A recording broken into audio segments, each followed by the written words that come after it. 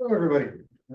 Welcome to the Southwest Regional Meeting for the Oregon Energy Security Plan. It's our last meeting of the Roadshow, so we're glad you're able to come. A little bit of logistics first. This meeting is being recorded, so if you, by being here, you acknowledge and accept the fact that you're being recorded. For folks in the room, if there's an emergency, there's an exit right out this door to the right. And with that, we'll get started. Do we want to go around the room and introduce ourselves? We'll do it after this next slide. Okay. So my name is Tom Cecilia. I'm the Hanford hydrogeologist and fuel specialist with the Oregon Department of Energy. I'm joined by my assistant director, Max Woods, Dr. Casey Stedman, and Andrew Eisworth from our contracting team. And we're going to be talking about the energy security plan. So that's who's going to be talking. Let's go around the room and figure out who else is here. Starting in the room. Yeah, the only one. Steve Vincent with the Vista Utilities. Welcome. And do you want to read through all Yeah, so everybody, I'm just going to go down the list, call your name. Please feel free to unmute and just provide a brief introduction. So we'll start with Erica. Good afternoon or good morning. My name is Erica Mason. I work for the Oregon Health Authority Public Health Division, Health Security Preparedness and Response as a hospital preparedness program regional emergency coordinator. Thanks, Erica. Next one is GT Och. Sorry if I missed it. So. No, you did good. Good morning, everyone. GT Ock from Oregon Department of Emergency Management. I'm the Southwest Preparedness and Response Coordinator. Great, thank you. Melinda.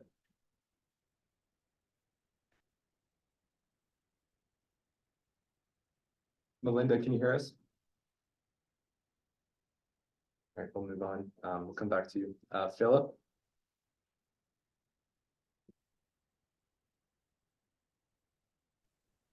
Hi, Philip Nell, research and planning for the preparedness section with OREM.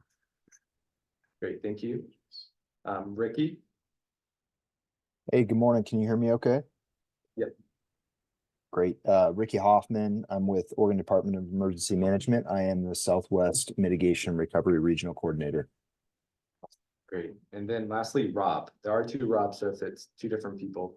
I think I forwarded the link to Dan. Yeah, Rob Randis, Public Works Director for Josephine County. Yeah, and I'm actually Dan Mock. I'm with Josephine County. That just using Rob's link, evidently. No worries. We're admitting one more person, but we'll go back to Melinda. Do you want to unmute if you can? No worries. And then lastly, Anna, I just saw you joined. Please feel free to unmute and provide a brief introduction. Hi, my name is Anna Murphy. I'm part of the Haley and Aldridge team that did some of the planning for this project. So I'm mostly here to observe. Great. Yeah, thanks, Anna. Thank you. So I just, as an aside, I think at one of the meetings last week, there were 4 Maxes. So understand having 2 Robs. Okay.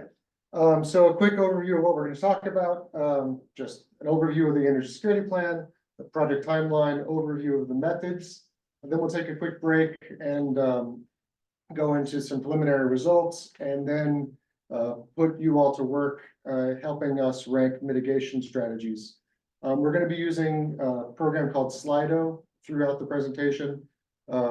So during break, you can, there's a QR code that you'll be able to connect to Slido. So first, I want to talk a little bit about who we are as Oregon Department of Energy. We're a one-stop shop for all things energy in the state. We have a data repository and publications for technology reviews. We do some regulation and make policy recommendations to the legislature. The division that Max and I are in is the Nuclear Safety and Emergency Preparedness Division. We are the state's lead agency for response for radiological materials in an emergency, and also for fuel supply in an emergency for the state. which is why the energy security plan is a good fit for our division. So today we want to, like I said, talk about what we're going to talk about so we can talk about it. We're going to share the project progress, discuss some results, and then get your input. You've met some of us. Max and I are with the Oregon Department of Energy. We've got folks from our contracting team, which is CNA, partnering with Haley and Aldrich, representatives from both on the call. We also worked closely with Oregon Public Utility Commission, who is the state lead for electricity and natural gas emergency response. So they have a lot of specialized knowledge that we're trying to utilize in the plan. And then you. We know that all emergencies are local, so it's important to have the perspective of the people who have to live through energy insecurity to make sure that the plan works for you. It's not just a top-down approach here. So the energy security plan is, in addition to just being a good idea to have, it's a mandate by both the federal and state legislatures. The energy security plan was included in the Infrastructure Investment and Jobs Act to have all states and territories write one of these plans. You have to meet all 6 of these goals, and the U.S. Department of Energy has contracted with Pacific Northwest National Lab to be sort of the evaluator of those goals. The federal government provided some funding to all the states to do that, and that's what we're using to this plan. They also said that if you don't meet all of these goals, they can withhold future funding from the state. So we have some incentives and other incentives to get this done and get it done well. In addition, the state legislature through Senate Bill 1567 gave Oregon Department of Energy a additional task to do in addition to the Infrastructure Investment and Jobs Act requirements. We'll talk about that in a little bit. So the goal of the energy security plan is on the screen here. The blue text comes straight out of the federal definition. We added the red for Oregon because it's important to be able to afford whatever recommendations come out of here. We know that communities that have the financial ability to apply mitigation measures and harden their utilities most likely have tried that and will do so in the future. But those under-resourced communities still need to have resilient structures and systems, but might not have funding resources available. So one of our visions for this plan is to lay out some structure which then could be sort of shovel-ready projects and could be used by folks that might not be able to afford it to apply for federal grants or state funding to implement some of these mitigation measures. Because we really want to have sort of a resilience and energy security equity throughout the state, not just for the folks that have abundant resources. So in order to get this done, we're pulling together all of the information we can find and trying to synthesize it into one easy reference. So we're going to be using plans that have been put together by different entities throughout the state. In some cases, we're directly linking those plans. In other places, we're just going to be summarizing it. We're also going to be doing a little bit of data collection. We've done a lot of data collection and some targeted analysis that our contracting team will talk about. And we know that this is going to be a living document, and we're going to be periodically revisiting it, and we'll talk about sort of the strategy there in a little bit. So I mentioned the additional homework that the legislature gave us, the state legislature, through Senate Bill 1567. Some of you might be aware that there's another part of 1567 that directs the Oregon Department of Environmental Quality to look at seismic strengthening of large fuel tanks, specifically in Portland area at the CEI fuel hub. But we also have a job to do. And that is, it's related to Cascadia, subduction zone earthquake, and looking at places where there's publicly owned facilities that we could increase fuel capacity, or recommend increasing fuel capacity. So we're not talking about replacing the Portland terminals, but just having, instead of maybe 1 week's fuel supply at a public works yard, maybe they needed a second tank so they could have 2 weeks, and then they'd be 2 weeks ready in the case of Cascadia. So where we've been so far is in heavy data collection mode. We had some surveys with the public sector and the private sector. We had outreach and engagement surveys. Thank you for all of you who contributed to that in the past. We're gonna keep on collecting information even after this plan is published, so we can make it better next time. If you want to track sort of where we are in the project, that's the QR code that'll get you to the website, and a little tiny URL, and then you can sign up for our mailing list using the email address there. For you in the room, there's also the QR codes over here, so you don't have to wait for this slide. So what's left? This is our last meeting of the Roadshow, where we visited every OEM region in the state, so all 6 of them. We also had a meeting with tribal governments. We still are working on assessing the fuel storage capacity and recommending areas to increase that. We're working on getting our plan ready for September 30th deadline from both the federal and state legislatures. And then every year, we're going to be looking at this, what needs to be updated, and for the federal government, and the state required us to look at every other year. So there's a lot of really good work being done in the state. There's an environmental justice council that is sort of defining what environmental justice means for the state in the next couple of years. There's work being done on community resilience hubs. There's work being done on county energy plans, energy resilience plans. So we want to make sure that as new information is done, new work is done by state partners and county partners, we have a method of incorporating that work into this plan, so we're providing the best service we can for our Oregonians. So any questions on the fire hose that I just gave you before we move to Casey? Okay. All right, thank you. Okay, so now that we understand what we're doing, what I want to present to you is how we're approaching this. So I'm going to walk you through the timeline for the project and how we're structuring the project. And so always I like to point back to our objectives. So as a reminder, we're working to identify, assess, and mitigate risks to the energy infrastructure in order that we can plan for, respond to, and recover from events that could disrupt the energy supply. And in order to meet these objectives, we're working through a series of efforts that starts with stakeholder engagement. So in this Gantt chart, engagement is the top bar on the chart, and you can see it really lasts the entire duration of the project. We do consider this to be the backbone of this work, and we understand that the ESP will not be successful if it doesn't reflect the priorities as they vary across the regions in the state.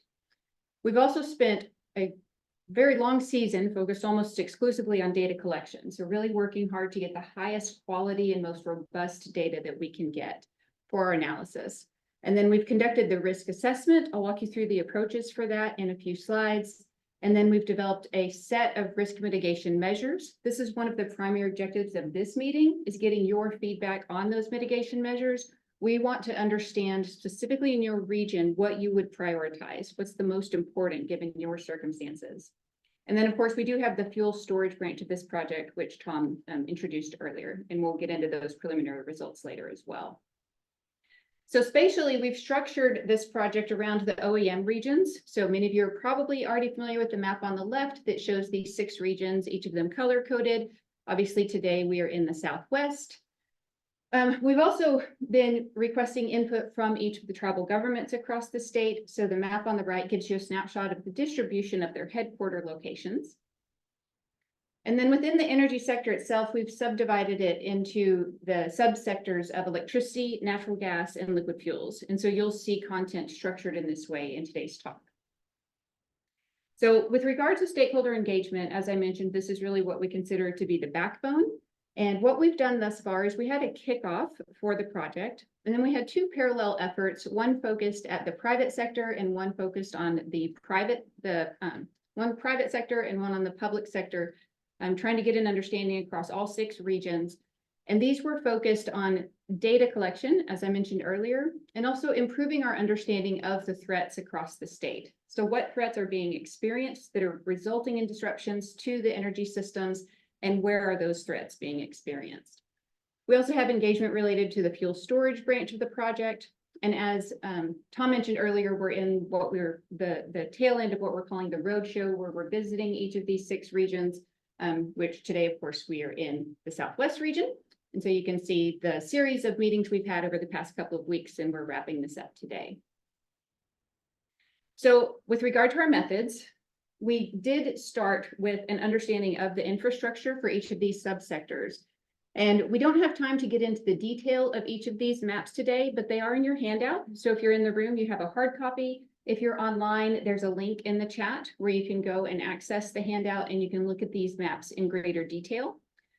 This is to give you an idea, a snapshot of where the different types of assets are located throughout the state and some of the major flow pathways that we're able to identify. So for electricity, we have a series of 3 maps. One is focused on sourcing. So this is looking at the different types of power plants and their capacity and so on. We have one focused on transmission. So these are these major transmission lines in populated areas throughout the state. And then the third one is focused on customers. I will touch on this in a moment in the next slide to give you a little more detail there. With natural gas, we have a single map. This one summarizes the major pipelines, the major service providers, their service territories, and so on. With liquid fuels, we have a large collection of maps here because there are several commodities that fall into this category. I'm giving you an example of one of those commodities, which is diesel. One of the maps is focused on sourcing, where you'll see a lot of imports via pipeline from the north, maritime imports, also trucking and railway are highlighted there. And then we have one focused on distribution. And this is the result of a routing analysis that we conducted that allows us to identify some of these most prominent roadways in the state that facilitate distribution of diesel. So I mentioned I would come back to this customers map for the electricity subsector. What I'd like to highlight here is that we have 41 utilities in the state. 3 of these are investor-owned utilities. In this map, we have a pie chart for each county in the state, and they're sized by the number of customers served, and the colors of the slices of the pie indicate the type of utility that serves those customers. The red color represents the IOUs, and you can see that they do play a dominant role throughout much of the state. We also have the cooperative-owned utilities in blue. Those are playing a pretty big role in the eastern region in particular. And then we have municipal utilities in yellow and people's utilities in orange.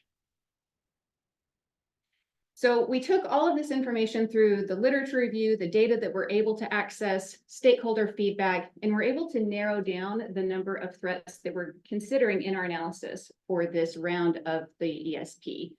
So for natural hazards, we're looking at the Cascadia Subduction Zone 9.0 earthquake and tsunami, drought, flood, lightning, wildfire, wind, storm, and winter storm. For human-caused threats, we're focusing on cyber attacks and physical attacks. Something important to note here is that human-caused threats are defined as intentional attacks on the energy system. So this would not include something like a car accident that could damage infrastructure. It has to be an intentional attack. For the natural hazards, we're able to do an analysis and identify these hazard zones throughout the state. Again, we don't have time to get into great detail with all of these maps, but I did want to give you a snapshot of the variability of these hazard zones across the different threats that were considered. So you can look at something like flood hazard in the top right, where the distribution is pretty even. We do have it, these hazard zones present across all 6 of the regions, but the spatial extent is somewhat limited. It doesn't cover a very big area relative to other threats, such as annualized drought, which is just to the left of flood hazard. Annualized drought, very extensive spatially, but the distribution, it's not one of the primary threats across all 6 regions. So a lot of variability in these hazard zones. Now, with our technical analysis, our intended approach is to look at these hazard zones and how that correlates to the infrastructure, the different types of assets, the characteristics of those assets, the flow of the commodities. And through that relationship, we can identify how vulnerable a given system is to a specific threat. Now, this approach is very data intense. And for the liquid fuels subsector, we were able to secure the type of data we needed to conduct a robust analysis. However, given the time constraints of this project, we were not able to secure the data that would allow us to perform this analysis for the electric or natural gas subsectors. So what we chose to do was pivot, and we created what we're calling a hybrid survey. And what this did is it gave all of the service providers an opportunity to do a self-assessment and give us the data inputs we would need to reach a vulnerability score.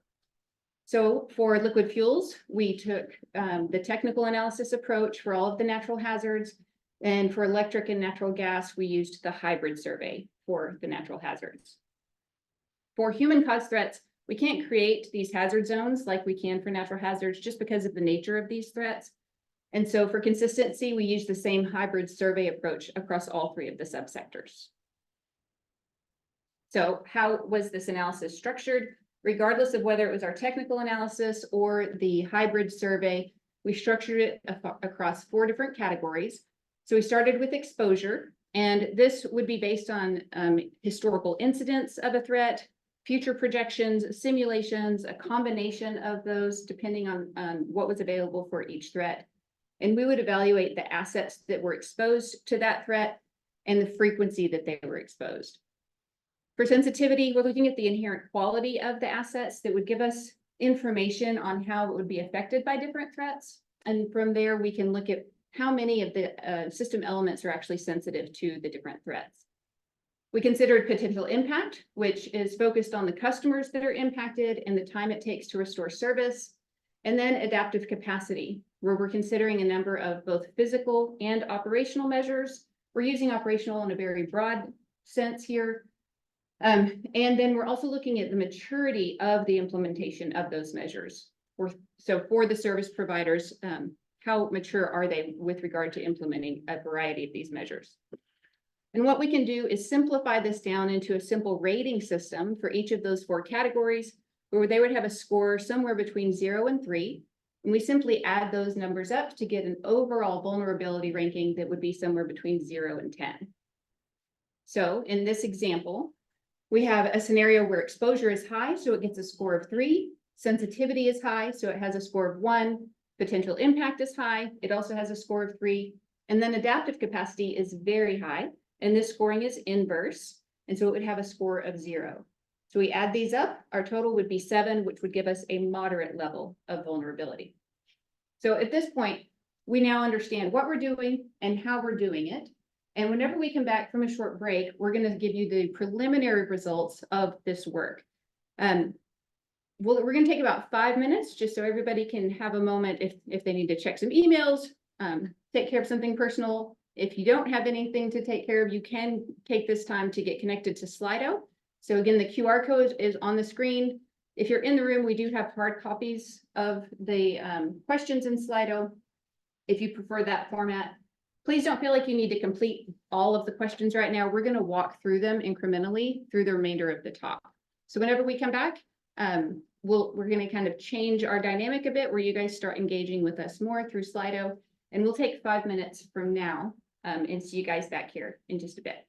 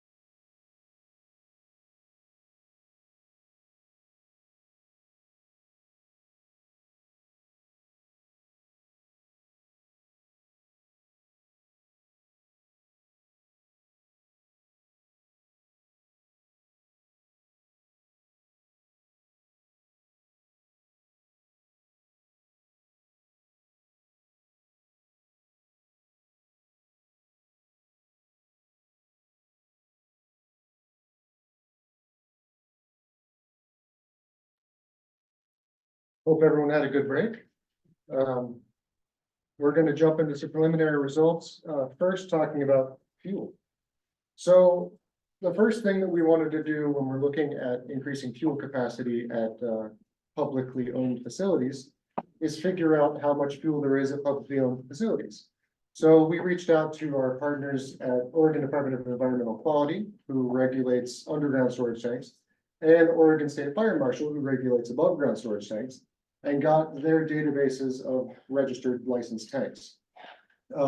We were not able to find the sort of holistic map that showed all of these locations.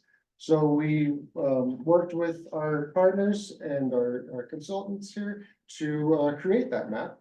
And here it is. So some disclaimers. You'll see that the terminal storage capacity is not included on this map. Because if you look at the pie charts, if the terminal storage capacity in Portland was included on the map, you wouldn't be able to see the map. It would just be one big pie chart. Each of these dots is a tank location or an address that has a tank. There isn't necessarily a GIS coordinate for each specific tank, but the parcel is there. Each dot represents the facility. There might be multiple tanks there, and those tanks could be 250 gallons, or they could be 250,000 gallons. So that's something to consider. Not all dots are equal. We ran some rough numbers to figure out how much capacity there is in the state. Some disclaimers there as well. The above ground storage tanks sometimes have a range of quantities that they nameplate capacity. So when that happened, we picked the average number there. Also, this assumes that every tank in the state is full. We know that that's not a real value because A, it's illegal to have a full tank. You have to have some space for safety reasons. Also, if you have a tank of any kind, you know that even when you leave the gas station, you're automatically not full. So you never have every tank full. But this is just a sort of baseline of where we could be if everything was in a perfect situation. So Senate Bill 1567 directs us to look at government and government partner tanks. So we filtered the layers by who the owners are. So here the darker blue is government owned tanks and the lighter blue is government partner tanks. So we defined government partner as universities, utilities, cell phone companies that have tanks at all their station, the towers, backup power. I think some hospitals are in there as well. So we're looking at about 1.2 million gallons of fuel that's publicly owned or public or partnered owned. So Senate Bill 1567 is specific to Cascadia risk. So with that, we assume that the entire Cascadia subduction zone slips at once. So it's the worst case scenario for the state.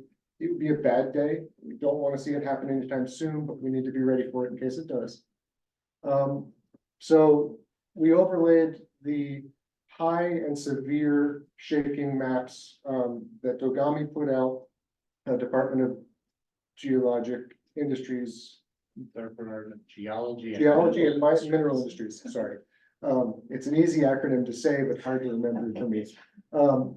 And then we shaded all of the tanks that fell within that high risk zone of either landslide, tsunami, or shaking, and made those red. So you can see we lose a lot of capacity in the Southwest region. That's not to say that all these tanks are going to be destroyed or not viable, but there's a high probability that the red tanks are going to have some disruption, whether that's electricity, whether that's a bridge, so you don't have a road to get to that tank. And we anticipate that there will be sort of islands of communities that could be literal islands because the bridges are down or there's just limited access. So what we want to do with Senate Bill 1567 is to both increase the fuel storage in those islands. So there's fuel for life safety and for sort of recovery. While the folks outside of the Cascadia region, impacted region, can work towards rebuilding those bridges and reconnecting the islands. We know that the federal government can get fuel supply to the state in about 72 hours. So we really are looking for capacity to be self-sufficient during those 72 hours. And then in the weeks and months as we're rebuilding bridges and reconnecting islands post Cascadia. So what the energy security plan is going to do is provide sort of a screening criteria for optimal areas of fuel expansion. That could be proximity to Oregon Department of Energy's sort of priority hardened bridges or lifelines. Or it could be areas that we know based on previous work is a high probability that there will be a population group on an island that is going to need some extra services. So we need to talk to folks that are around the facilities that are in those sort of high priority areas because the communities surrounding those tanks are going to be impacted by the tanks. And we want to make sure we have their input, that we're looking at not sacrificing a community for the good of everybody without having, you know, some thoughts for what the potential impact of that community could be. If you have one of these blue dots or one of the red dots, and you're interested in increasing fuel storage, definitely let us know, and we'll sort of put you in the math metrics of where the high priority and best, most effective areas are, and it could be that you're in one of the sweet spots. We also have counties who are going to be identifying fuel points of distribution in case of emergency. So where can we drop fuel off to if there's a Cascadia event for your county? And it might be sort of advantageous to work those fuel points of distribution into the math as well. So we have a Oregon Department of Transportation yard that's a county can also access for their fuel point of distribution and sort of have a economy of scale there. So time for our first Slido check-in. So question one, if you can go to Slido and let us know if you have fuel storage capacity in a government or government partner facility, and if you're interested in expanding that capacity. Yeah, so when you connected to Slido, you should have been required to log on, like give us your name and contact information. So because you did that, we'll know who to reach out to if you indicate that, yes, you want Odo to follow up with you. Max, did you have something? I was gonna ask Steve, does Vista have a fuel storage yard, sir? Or do you just go to car lot facility for fueling your trucks? Card locks. Okay, so what we're going to do now is move on to preliminary results of a few other categories. So we're going to start with stakeholder engagement feedback, and we're going to have a rhythm to our engagement and a flow to the remainder of our time together. So starting with stakeholder engagement information, I'm first going to tell you who it is that has been giving us information thus far. I'm going to give you some highlights of what they've been telling us, what their feedback is, and then we'll do a quick check-in to see if you agree with what other people have been telling us. Then we'll move into preliminary results for the risk analysis. We're going to approach each of the subsectors individually, so electricity, natural gas, and then liquid fuels. And we'll follow the same series of content where we'll start again with the respondents, their final vulnerability rankings in the form of a matrix. I'll dig in a little bit to adaptive capacity, and then we'll do a quick check-in again to see what your initial response is to these preliminary results. And then finally, we'll get to our risk mitigation measures. And here we're going to start with a very high level approach, mitigation measures that can apply across all systems. And then we'll go into a little more detail for the electricity, natural gas, and liquid fuels subsectors. And here you're really going to be doing the heavy lifting. So I'm going to be speaking less, and we're going to be giving more time to each of you to take a moment and give us your feedback. So I'm basically going to tee up the risk mitigation measures for you. And then you'll go into Slido, and what we're going to have you do is prioritize them. Let us know what's most important for your region. So starting with stakeholder engagement. This is a snapshot of the folks who have participated thus far. This is before the roadshow began. We had 144 individuals giving us feedback, and they're distributed based on this map on the left, where each of these circles represent the number of folks who have engaged with us, color-coded by the region located in a specific county for each region. And you can see that the Portland metro area and the Willamette Valley had the highest representation, but we did have folks from all 6 regions engage. In the top right, you can see the categories that participants are associated with. So most of the folks are from government. That's that big yellow box. And then the dark blue and light blue boxes are for the private sector and consumer-owned utilities. We also had a good number of folks from nonprofits as well, in that light yellow. And then to our knowledge, 15% of the folks who have engaged with us have some association with environmental justice issues. So what have we been asking them? One of the most important things we wanted to understand are the types of threats that are impacting energy systems across the state. And that's what this map summarizes for us. So each of these pie charts are located in each of their 6 regions, and they're sized based on the number of threats that were cited within that region. And then each of the slice of the pie is color-coded based on the type of threat that was referenced. And this is where we start to see a trend emerge. You might notice that the slices of the pie that are pink, red, and purple tend to be largest across the regions in the state.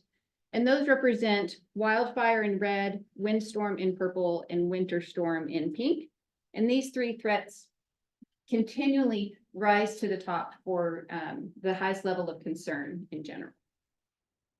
So we also asked which subsector is most often impacted by these disruptions, by the different threats. The most common response was the electricity subsector. You can see that in the bar chart on the left. That's followed by the liquid fuels subsector, in this case specifically petroleum, and then finally natural gas. Something important to note about this figure is that we did have a higher level of participation from the liquid fuels private sector, so they could have had a disproportionately high reference number of disruptions relative to the other subsectors.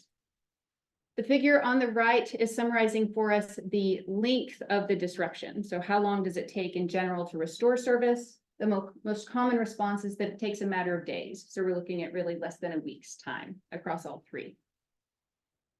We asked a number of questions related to preparedness. What I'm showing you here is just the responses related to backup generators. And you can see it's roughly divided into thirds. The dark blue represents folks that do have a backup generator present. Yellow, there is not one present, and gray, it's unknown. With those that do have a generator available, there's a big variety or a big spectrum of the operational capacity offered by those generators. So there are some that it could offer full operational capacity, but it could also be as little as just providing a safe shutdown. Our last topic that we're summarizing today for stakeholder engagement is related to environmental justice. The pie chart on the left is helping us understand what the highest communities of concern are as they relate to EJ issues. So the most commonly referenced community is a low-income community. That's in the dark blue, and that's followed by rural communities in yellow, and then tribal communities in gray. And then on the right-hand side, we have a summary of the issues that are of highest concern for these communities. And so the most common reference is power supply disruptions. And this aligns with what we saw earlier, where the most the subsector that's most often impacted is the electricity subsector. And then the second most common reference was for toxic fume exposure. So at this point, we're going to go back to Slido. This is going to be the largest collection of questions we're going to ask you to answer in a single increment. The first question here is question number 2. And what we're asking is just for you to help us understand what resonates with you. So what everyone else is telling you, what everyone else is telling us, do you agree with what they're saying? Does it align with your experiences and your understanding of the system, and you want to affirm that? In contrast, question 3 is asking about anything you disagree with, something that doesn't align with your understanding of what's going on. And then questions 4 through 8 all relate to environmental justice issues. So again, we want to improve our understanding of these concerns. So giving you an opportunity to share that with us here. So we're going to give you a couple of minutes to work through these questions, and then we're going to move into our preliminary results for the risk assessment. And so as you guys get started on these questions, if there are any questions or comments that you'd like to share, please feel free to come off mic. If you're joining us online or anyone in the room, just let us know and we'll pause for just a moment. I have a question. Yeah. So, I know Rob and Moss from Chesapeake County, there's me, and then there was a Melinda. It appears to me there's only maybe 4 members of the public that are participating in this meeting. Because I heard the Oregon Health Authority, Oregon Emergency Management participants, is that the extent? Because I'm not logged in right now, I'm just wondering, we all start participating, you're gonna have 2 responses in this meeting, or, am I tracked, is that So reality of this? we would like responses from everybody who's attending. Oh, are there more attending online than who identify themselves? Yeah, everybody who identified at the beginning is currently loose. Oh, okay. But they can always share the Slido link with their colleagues and we could continue to just collect feedback that way as well. Okay. Yeah, we have had other regions, if you're, those of you online and if you want to share, we'll be posting the slides online on the ESP website and a recording of this presentation as well. And you guys can go on there, folks can watch or walk through the slides themselves and then share the Slido. The Slido will be open through the end of the month. So as long as those responses are provided by the end of this month, we'll be able to incorporate them into the framing of the final results for the ESP. And if something strikes your fancy later, we can definitely incorporate that into a revision of the plan, since we're gonna be updating this every year. If we miss something, we want to hear that we missed something. Okay. I know that you had said you already had contact with my corporate office. I happened to see this meeting and I thought, oh, I think I'll go sit in. There's an assignment. All of a sudden thinking, oh no, how? Well, I think we'd love to get the best feedback we could, and if you feel comfortable participating to represent Vista, that'd be great. If you don't, and you want to talk to folks in your office and maybe ask somebody else to answer, I think that's okay too. Oh, yeah. We'll keep it open until the end of the month. Yeah, I think That's okay. I might, do that. And for context, I live in the Willamette Valley region, so I attended the meeting yesterday and did a Slido as myself, as a citizen who lives there, not as Right. necessarily an agency representative. Yeah, I could do the citizen hat and not the utility hat. Because if I'm answering on behalf of the utility, they respond thinking I better confer internally. A slide back, you said that, there was the second, what is toxic fume exposure? So any type, so for example, I'm in Houston, Texas, and Oh, big oil and gas, and there's a lot of fumes that are associated, in that area. And so having a high level exposure, we have like Cancer Alley type, areas. Potential liquid fuels. or basically anything that could be related to the energy sector. So it's not specific here. They're not specifically calling out liquid fuels, but There was a yeah. power plant that was nearby. Yeah. I suspect many of those answers in the North Portland area at the industrial zones. Yeah, okay. There's a lot of heavy industry. It Could be probably ozone. fuel. Okay. Yeah. I got it. If your question was also in relation to like other input, y'all did do a survey before this, right, to gather input from the region in Mhm. addition.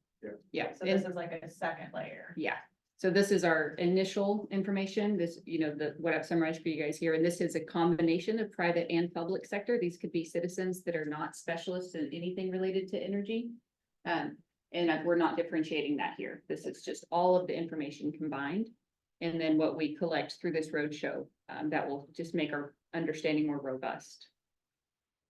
More comprehensive. Okay. All right, so I'm gonna go ahead and move into our preliminary results for the actual risk assessment. And as I said, we're gonna walk through each of the energy subsectors individually, and we're starting with electricity. And I mentioned earlier that we have 41 utilities in the state, and many of these utilities do serve multiple regions. And so what we can do is look at each region individually and the number of utilities that serve that region. And that gives us our potential sample size, or our N, the number of utilities that could fill out a survey and speak to that region. And so that's what this map summarizes for us here, where our sample size N, it varies between 7 and 11. You can see here in the Southwest region, it's 7. And our response rate across the electric utilities was about 50%. So 20 of those 41 utilities did respond to our survey. Important to note that the 3 IOUs did participate. And so here we have our actual sample size across the regions. So ranging between 4 and 9 in the Southwest, the sample size is 4.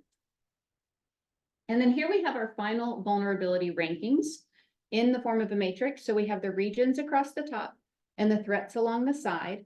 And I'm just going to highlight a few takeaways from this matrix. This is in your handout, so if you want to look at it in greater detail, you'll have it in front of you. But we'll spend a couple of minutes on some highlights here. First of all, that the electricity subsector most often prioritized 4 threats. First was cyber attack, and then the 3 threats that we mentioned earlier that kept rising to the surface. So wildfire, wind storm, and winter storm. Here there are a few cells that have been outlined, and these tend to be on the higher ranking across the regions for a given threat. And each of these are largely driven by higher scores for exposure and impact. And so you can see in the Southwest region for Cascadia, your scores for exposure and impact were a little bit higher relative to the other regions. And then here, Portland Metro for drought, this score was largely driven by adaptive capacity. So from that, you can deduce that the region of Southwest tended to have a stronger score for adaptive capacity relative to Portland Metro in the threat area of drought. And then for the human caused threats, there are actually a few things that I want to highlight for you.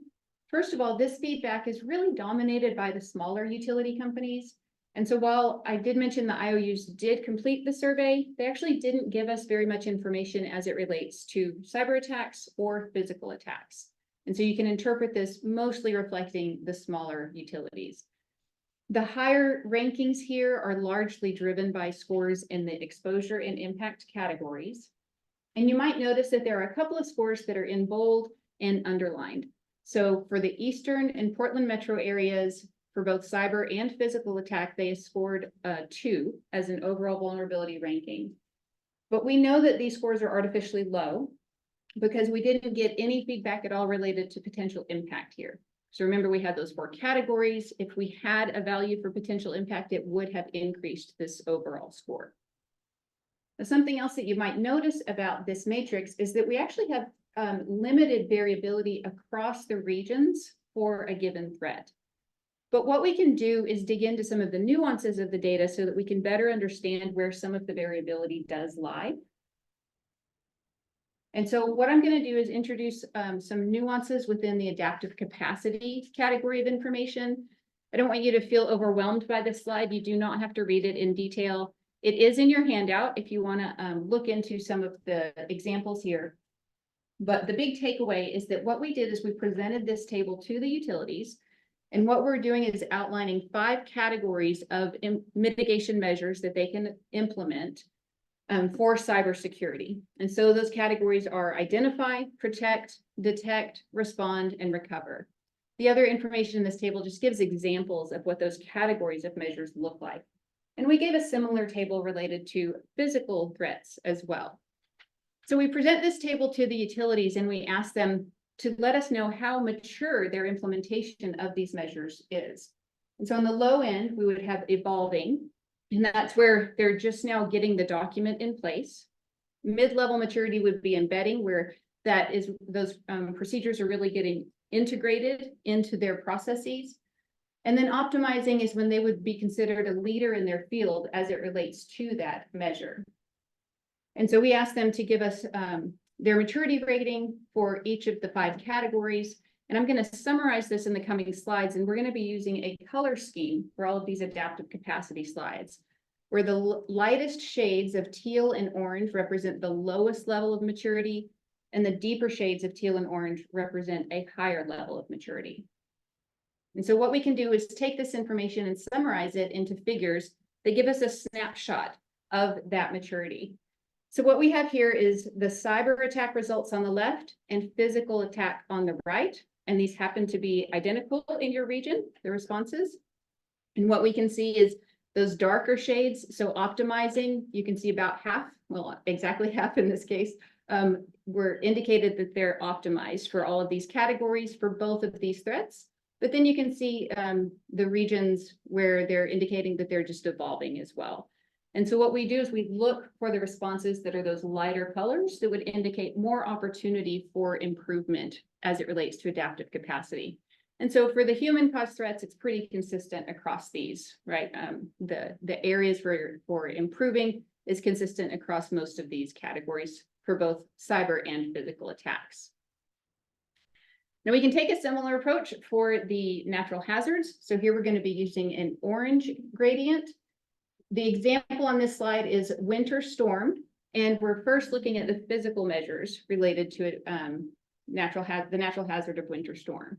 So we have harden, that could be something like applying a fire-resistant coating, redundancy, having an alternate energy source, remove, actually taking that infrastructure out of the hazard zone, upgrading, so maybe you have a water pump and you're going to increase the efficiency of that pump, and then weatherize, maybe adding storm windows, for example.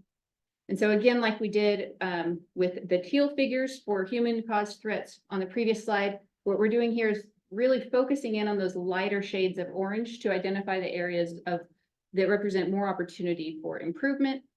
And so you might notice that harden and upgrade both have responses that say that they're just now evolving, and then remove, it's all embedding. So those could be some areas where we could mature the implementation of these measures. So the last category of measures would be operational. Again, we're looking at an example of winter storm for your region. So first we have continuity of operations plan. So this is making sure that, you know, business can continue, those operations are continuing even amidst an emergency. We have the emergency operations plan. So this is outlining the roles the different entities and individuals would play. The emergency response plan, outlining the steps that would be followed in different emergencies. Integrity safety plans, assessing and mitigating the risks associated with a given threat. And then finally, situational awareness, you know, understanding what's going on during an event. And so again, pretty consistent here in your region. So a lot of responses specific to the winter storm where they're just now evolving these mitigation measures. So quite a bit of opportunity for growth specific to this threat. And so what I'm going to be doing is just giving you a snapshot in some of these slides moving forward, just so that you can quickly see some of the areas where we saw the most opportunity for growth. And so on this slide, we have physical measures on the left, operational measures on the right. The top left is the Cascadia event, bottom left is wildfire. So again, just training your eye to go to those lighter shades. You can see for the Cascadia event, perhaps harden, upgrade, and weatherize. Have, you know, more of those responses where they're just evolving. And then for wildfire, harden, remove, and upgrade. And then on the right-hand side, we have operational measures for the Cascadia. The EOPs and the ERPs have those evolving responses. And then wildfire operational measures on the bottom right, you know, pretty consistent opportunity across all of those. Situational awareness does have the most responses where they're optimized. So that's our summary for the electricity subsector. And here we just want to do another check-in. So these same two questions that we used, that we gave you guys for the stakeholder feedback. Question 9, anything that resonates with you and you want to affirm that we're on the right track there. Question 10, anything you really disagree with and you want to put that on our radar so we're aware of that. So take a moment to answer these two. Again, if there are any questions, feel free to come off mic or just speak up and we can talk through those while you guys give us your responses here.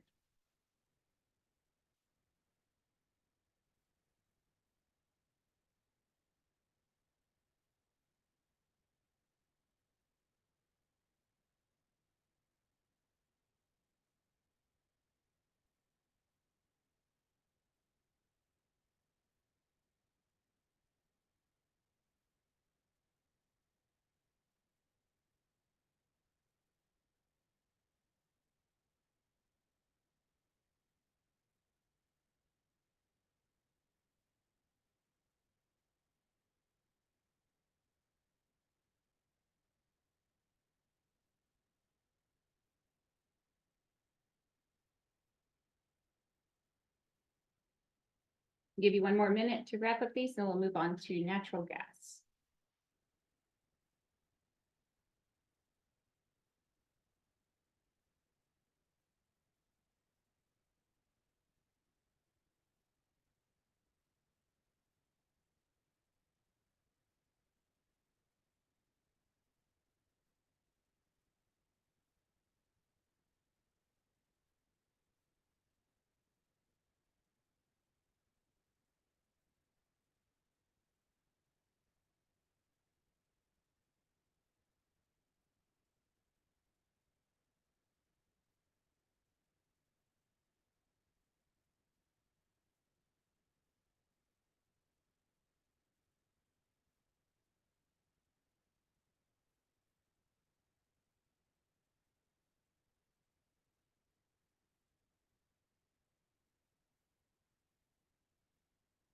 Okay, let's go ahead and walk through the natural gas preliminary results.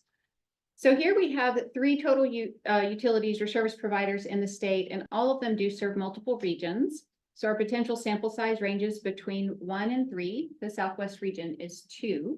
And we did get full participation across all three of these service providers. So our actual sample size is the same as our potential sample size. And so diving right into our overall vulnerability rankings, the key takeaways here are that this subsector most often prioritized the human-caused threats, so cyber attack and physical attack. And the cells outlined here are a little bit higher rankings relative to the other regions for cyber attack and lightning. And here these rankings were largely driven by exposure. And so that would include your region for cyber attack and lightning. And then in the Southwest for wildfire, this was a little bit higher ranking relative to the other regions, and this was largely driven by the scores for impact. And then physical attack, these scores for Northwest, Portland Metro, and Willamette Valley, they were largely driven by exposure and adaptive capacity. So from that, you can deduce that your region scored relatively stronger for adaptive capacity and lower for exposure relative to those regions. Something important to note here for physical attack is that we learned after the surveys were completed that the natural gas providers considered scenarios where, for example, if someone is digging and they hit a gas pipeline, they considered that in their scenarios for physical attack. But as we defined earlier, these human-caused threats are specifically intentional attacks on the energy system. And so that type of scenario wouldn't actually qualify here, and it could have impacted the final results. So going into our adaptive capacity, again, we have cyber attack on the left, physical attack on the right. And in general, the natural gas providers responded that their maturity level for most of the measures was already optimized. And we can see that here in cyber attack, where each of the 5 categories are scored as being optimized already. But we do have some clear areas in physical attack where there's opportunities for growth. And so that would be identify, protect, and detect. And then here we have a snapshot of the maturity ratings for the natural hazards. So on the left-hand side, we have physical measures. The right-hand side are operational. So the top left is Cascadia, bottom left is wildfire. So for the Cascadia, you can see harden, remove, and potentially weatherize, have some more opportunities for growth here. And then for wildfire, you might notice that we only have 4 bars in that figure instead of 5. And so we actually didn't get any information related to remove as it relates to wildfire. So we don't know why that is, if maybe they didn't know their maturity rating, or perhaps that's just not a feasible type of measure that they could pursue. Whatever the motivation is, we don't have information there from any of the service providers. Can you remind me what does remove mean? Actually so the question, if you didn't hear online, what is remove? What is that type of mitigation measure? And that would be actually taking the infrastructure out of those hazard areas. So it could be difficult and very costly to do. Yeah. So we recognize, just want to call out that could be an option, right? Maybe you can speak to it. I don't know. Would that be maybe a primary reason why a response wasn't given? To actually remove? underground facilities. Yeah. In a hazard area. Well, the example we often would use is, if like electrical substation was in a floodplain zone or, regularly impacted by something like that. And physically move that to a higher location. That's an example, but it's recognizing it's a more costly, but some scenarios, it's the best way to go. I would imagine, right, if there's so, right, we have reg stations, not regulator stations, not substations. And if it was in, let's say, a wildfire risk zone, we would probably somehow harden the facility or do something to prevent a wildfire from rolling through it and relocating it. That's a great More than likely, if we spent the money to relocate it, the utility commission would disallow. They'd look at that expense and they'd say, what are your alternatives for capital expense? These other alternatives were a lot less expensive than relocating or removing. And I think that we'd probably do that cost benefit analysis. I'm stuck on the, I can't have a hard time imagining a remove scenario. Okay. Yeah. That's probably why nobody responded. Yeah.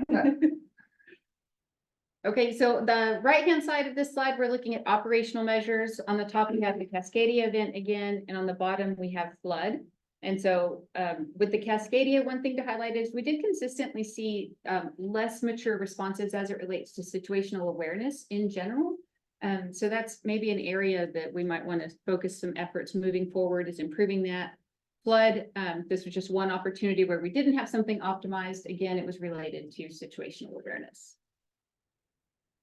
So that's our summary for natural gas. Same two questions you guys are familiar with thus far. So 11, anything you resonate with. 12 is anything you strongly disagree with. So we'll take any questions if you have them and give you guys a moment to respond to those.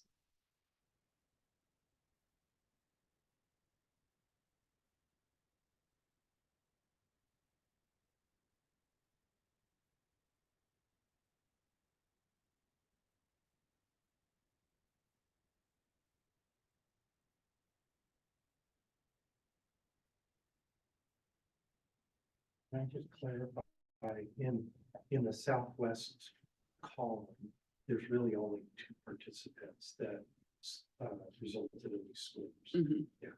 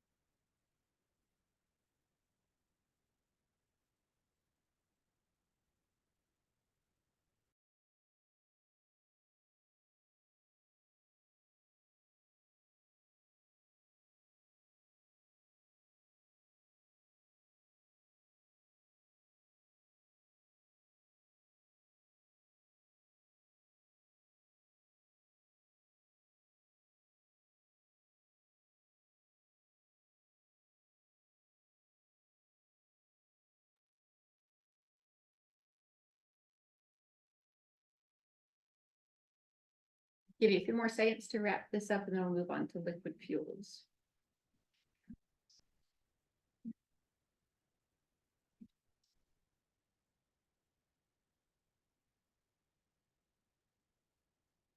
I know, that's what I'm thinking, yeah, for like people, it's like either it's nominal or it's already validated.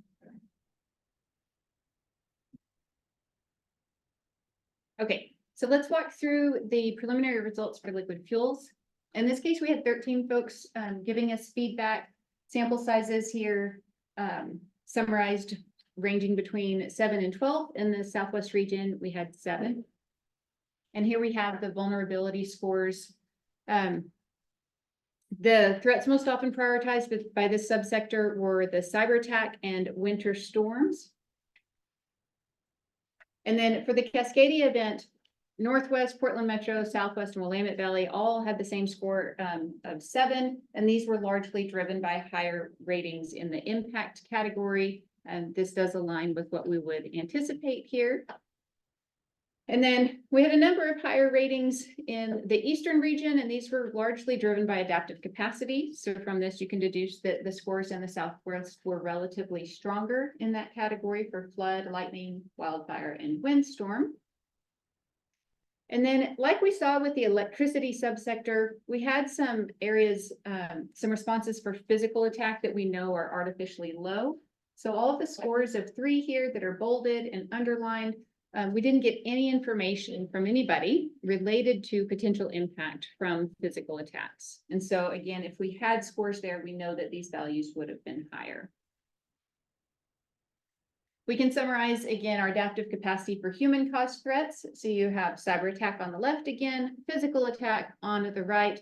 These are somewhat similar, the distinction being that for cyber attack, identify was the category that had full optimizations. Everybody scored themselves as being optimized, but really all of the other categories, there's opportunity for improvement with regard to these mitigation measures. Now, because we did the technical analysis for liquid fuels, the data is structured quite differently. So we can't create these same figures for natural hazards. So instead, we're going to jump right back into Slido and get your first impression. So question 13, anything that resonates with you, and question 14, anything that you really disagree with. So it'll take about 2 minutes again to wrap up this section of the talk, and then we'll move on to the risk mitigation measures.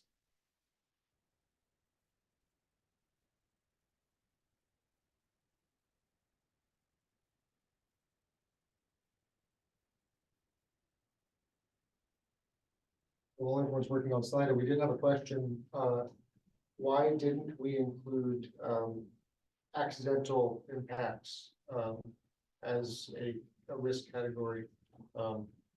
Case in point, we had a beaver take down a tree that knocked down power lines in Portland, and 33,000 customers were out for electricity. So where is that type of accidental outage captured? So in this round of analysis, it wouldn't be included, right? This is only intentional. So anything that would be an accident, whether it be by wildlife or humans, that would be outside of the scope of this round of work. But is it outside of the scope of the energy security plan in general, or just in this? I think it's a function that it's just very difficult to imagine every possible scenario and risk to an energy system. For sure. Of that nature, right? I mean, the beaver scenario, which is an actual thing that happened apparently yesterday, was only a function of vegetation, a tree being close enough to a power line that when it fell over, it knocked down the power line. You can imagine that vegetation management treatments would mitigate that impact, whether it was from a windstorm or from a road shutting down. It's hard to quantify. You would need to do like a stochastic simulation to pick random spots that could break, and that would require a really powerful computer. So I would also add that in the same scenario that Casey mentioned about it, somebody accidentally driving their car into a power pole, which actually happened in my neighborhood a few years ago. The same mitigation could probably be considered as against other risks. We have protection of infrastructure, hardening, maybe even the removing out of proximity to a road or something like that. So the idea, so the idea is that the mitigation will respond to those risks within this risk analysis.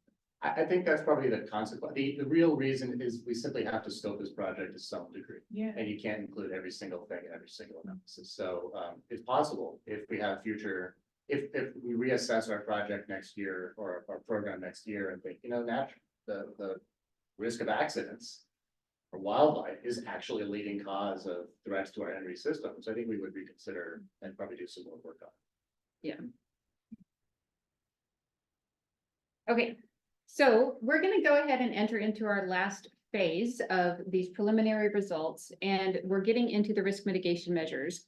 Before I start teeing these up, I do want to just remind us of really the topic we were discussing just a few minutes ago between cost and effectiveness. And so obviously there's mitigation measures that fall along this spectrum, On the lower end, we tend to see that operational measures have a lower cost associated with them, but also tend to have a lower level of effectiveness. Physical measures usually have a higher cost, but also can be quite effective, but sometimes can be cost prohibitive.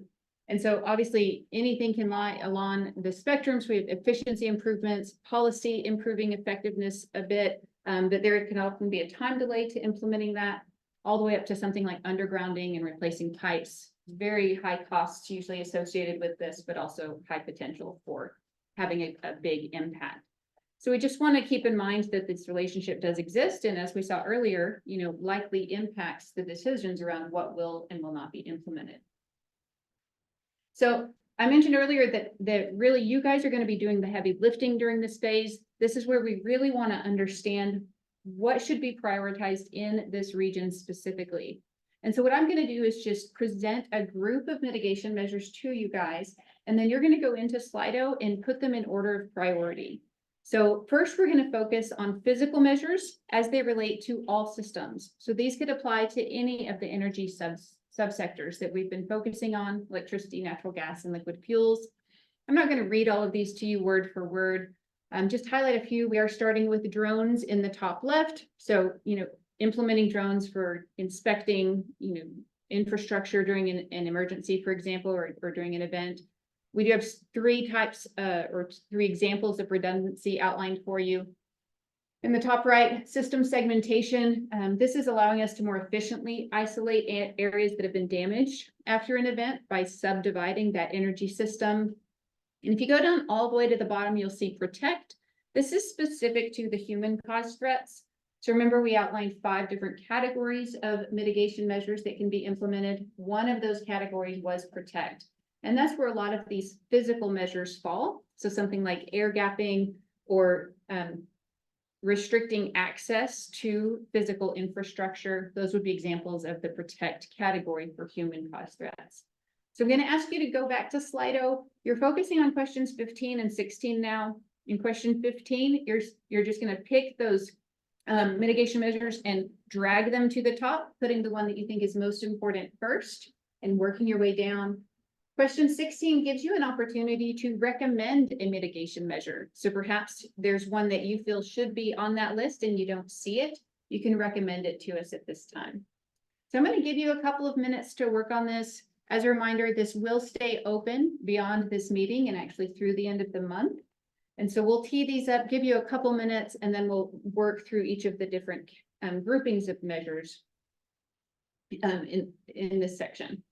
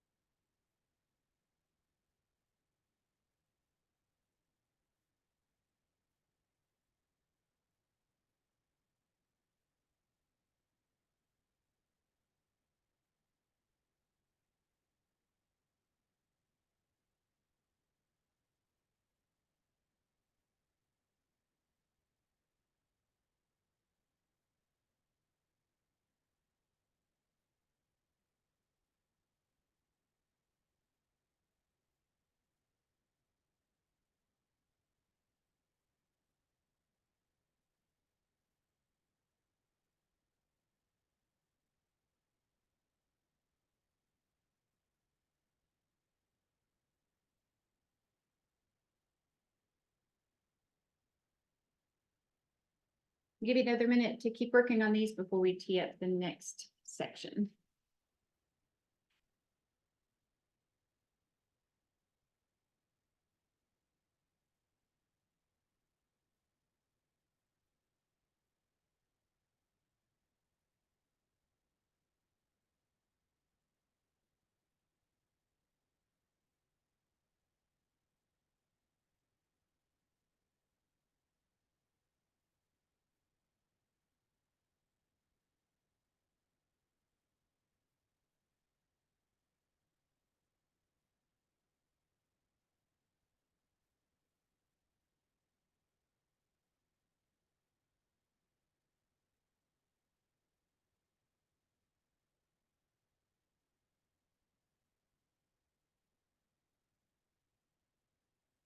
I'm going to go ahead and introduce the group of operational measures.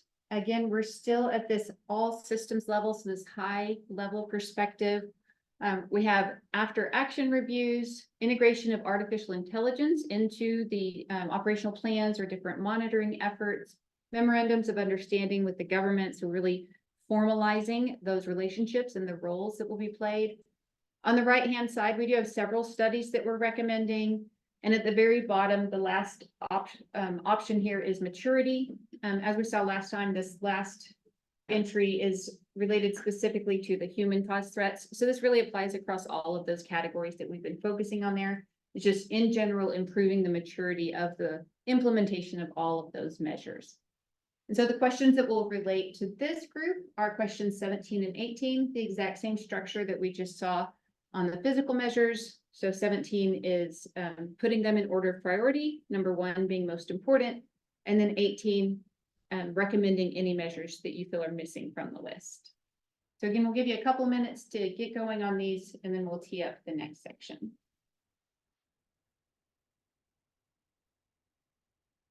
And as always, if you have any questions online, feel free to just come off mic or type it into the chat.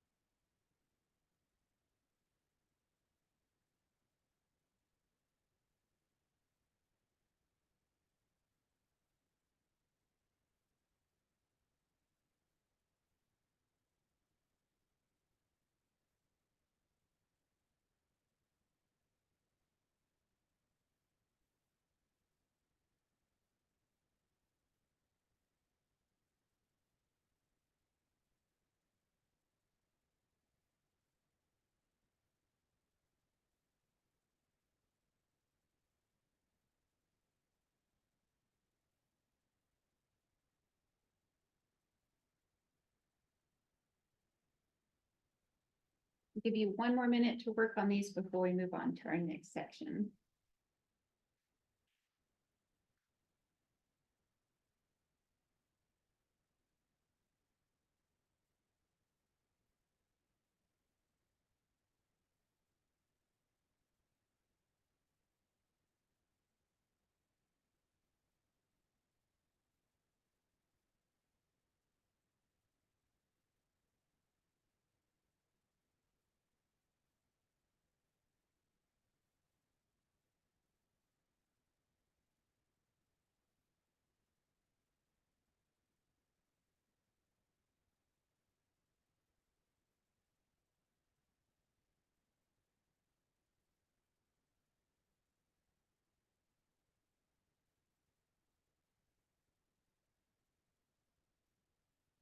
Okay, folks, we're gonna go into a little more detail now and focus on each of the subsectors. And so we're focusing first on electricity.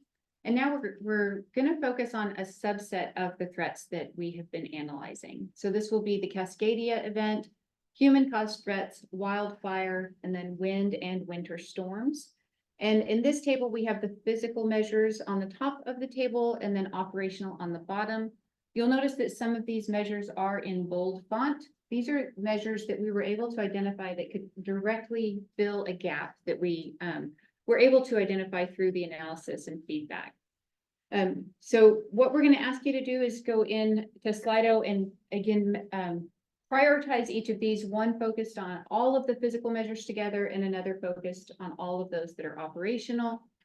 And so we're going to do this approach 3 times, one for each of the subsectors. For electricity, questions 19 and 20 relate to the physical measures, and then 21 and 22 relate to the operational measures specific to the electricity subsector. So teeing those up for you, I can leave the table up for reference for you guys while you're working on these, and we'll give you a couple of minutes to get started there.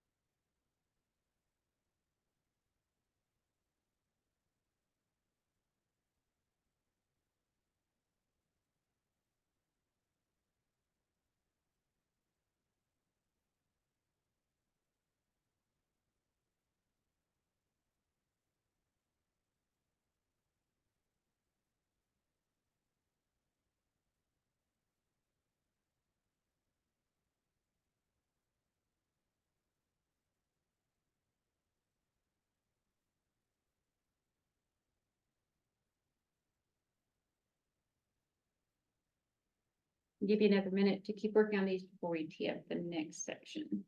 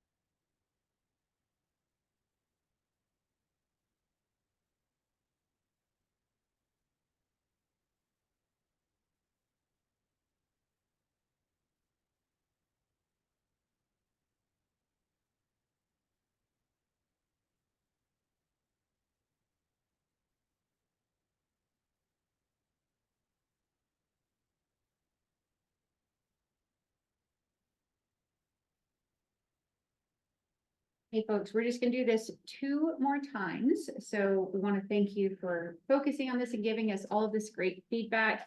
So now we're gonna look at natural gas. In this case, we're gonna focus on the Cascadia event, floods, human caused threats, and wildfire. Again, physical measures on the top, operational on the bottom, and those that are in bold font directly fill a gap that we were able to identify through the research. And so you guys are familiar with the approach now. We're looking at questions 23 through 26. So 23 and 24 are the physical measures, and then 25 and 26 are operational.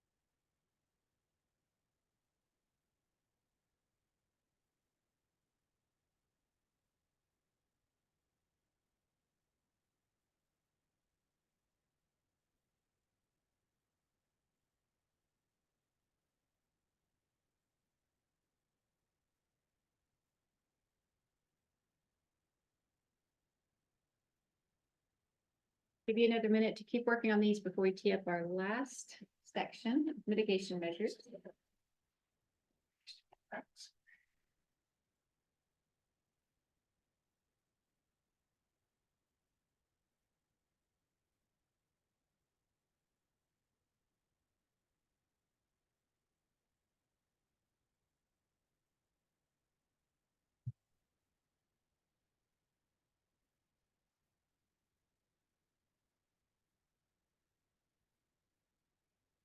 Now go ahead and just introduce the liquid fuels measures. So here we're focusing on Cascadia event, again, human caused threats, lightning, and then wind and winter storm.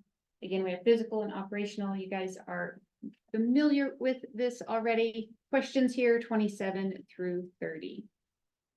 So we'll give you some time on this and then we'll move on to wrapping up the talk in general.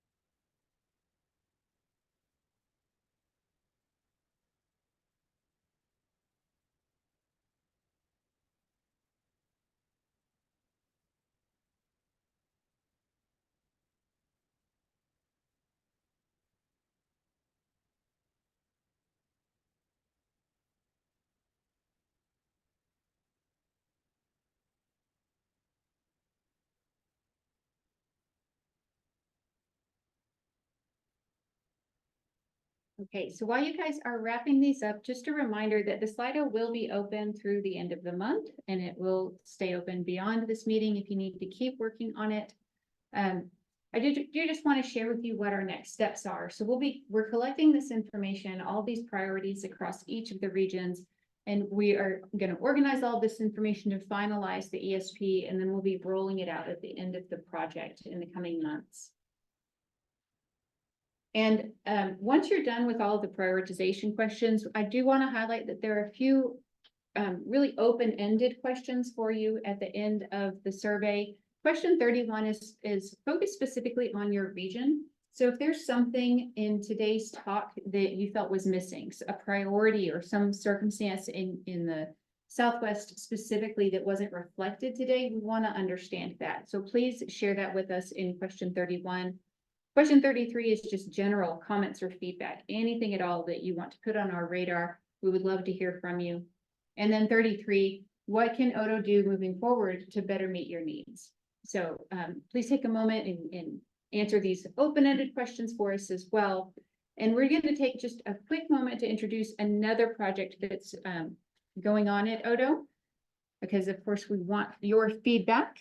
Actually, before we do that, we have a special guest for the Southwest meeting that none of the other regions get. And that's Hannah Satine from our team. And she's going to come up and talk about a different Odo project that just opened up. Thanks so much, Tom. I guess I don't need. Hey, everyone. So the County Energy Resilience Program just launched yesterday, which is very exciting.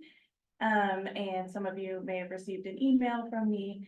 The program awards up to $50,000 per county to develop an energy resilience plan.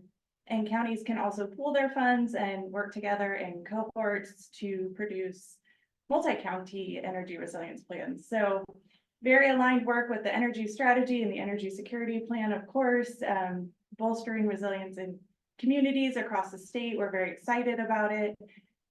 We will be having 2 webinars. One on, I always get these dates wrong in my head, so I don't want to say them incorrectly. Thursday, June 6th, 9 to 10, and then Tuesday, June 25th, 1 to 2. The information is up on our website. You can go into Odo homepage, incentives, and you'll find the County Energy Resilience Plan. Contact information for me is there. Happy to meet, answer any questions, and invite, counties, of course, and also interested partners to attend our webinars as well. Max, do you have something to add to that? Thanks, Hannah. The only thing I would add is that, just as you mentioned, to be clear that the money is available for county governments. And county governments can, of course, work and should work with local and state partners as well as utilities. But the funding is available for county governments. Exactly. All right. And we look forward to incorporating your county resilience plans in future iterations of the energy security plan. Excellent. Thanks, Hannah. Well, the last thing I'll note here, what's the slide that people are looking at on the screen, is about another Odo project, the energy strategy, state energy strategy. As it says on the slide there, the energy strategy was directed by House Bill 3630 to our agency to develop an energy strategy, identifying pathways to achieve Oregon's energy policy objectives, primarily decarbonization, meeting greenhouse gas emission goals. Those are the objectives, as well as it says on the bottom, the other factors that are included on that list, the bulleted list, will be part of the energy strategy development also. Our project, the energy security plan, highlighted on the bottom bullet, the energy resilience security, will feed into the energy strategy. And we, on our team, work closely with our partners on the energy strategy team. And we talk nearly every day on issues of importance for both projects and, of course, for Oregon and Oregonians. So we encourage you to, if people are interested, to track this project as well, to participate, to get more information, to join the webinars that are coming up, and really learn more about how you can be part of that project. Here's a slide that talks about more information. There's a webinar coming up. There's a webpage, there's an email, and there's a great QR code. We use a lot of QR codes, but it's pretty convenient. So there you go. And if you have any more questions about the energy strategy, online right now is one of my colleagues, Edith Bear from our energy strategy shop. And she'd be glad to field any questions on this project. Otherwise, we'll kind of wrap up our program here. As always, you can field questions to us if you have any more questions. That's my name, there's Tom's name, and Deanna, who's the third member of the Odo team, isn't here today, but is also available for contact. We have a general email address, energysecurity@energy.oregon.gov. You can reach out to us many ways. I know that the Slido will stay open until the end of the month. And so if you have some additional thoughts or want to share that with your colleagues for more input, please do so. That's totally fine. And with that, if there's any questions, we can field them now. And if not, we will wrap up. And thank everybody for their time. All the materials here, including the recording of the webinar, will be posted to our website as soon as we can. Probably next week, maybe the week after, kind of depends on processing time, but we'll be up there soon. Thanks again.